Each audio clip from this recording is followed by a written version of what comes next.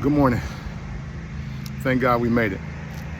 I want to have another human moment with y'all. Because I think it's important. It's important to say it this way too. Wrestling icon Hulk Hogan has passed away. And it's a lot of mixed reactions. And they're justified. They're super justified.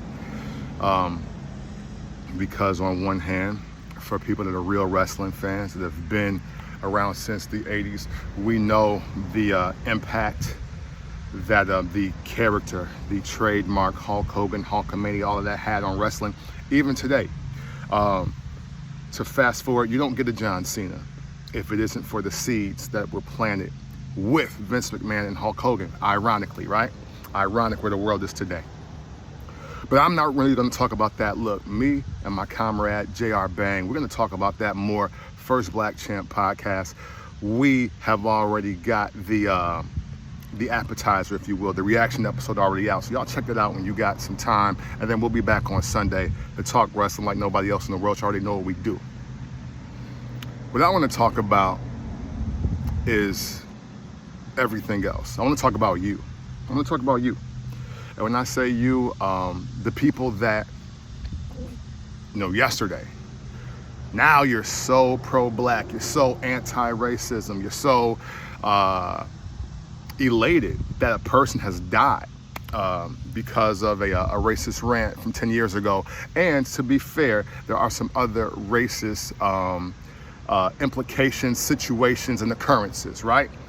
I'm hip. So you preach to the choir, but some of y'all just Googled this yesterday. And you mad. And you're trying to celebrate death, and you're trying to tear down a person that can't even hear you and never knew you. And I don't care who it is. I'm not with that. I'm just not with the concept of, oh, let me defecate on this person because they are dead and I heard or I read that they were a POS human being. I'm not with that. And I'm especially not with that because some of y'all are in interracial relationships and their parents are racist. And you don't do nothing. Some of you allow your white girls or your white guys to say nigga.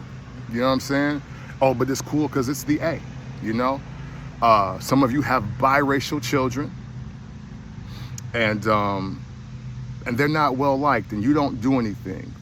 You don't go to the school. You don't help them with their identities. You're not compassionate enough in your own world. You've been disrespected at nightclubs, restaurants.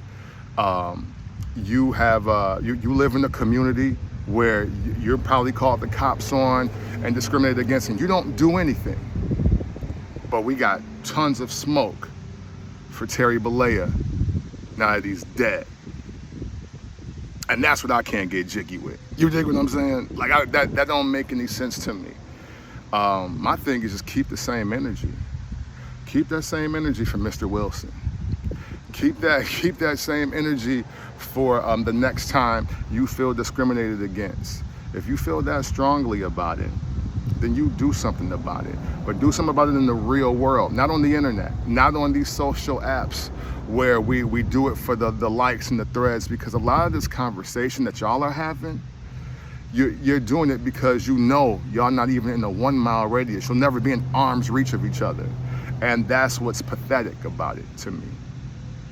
So that's the only part I want to speak to.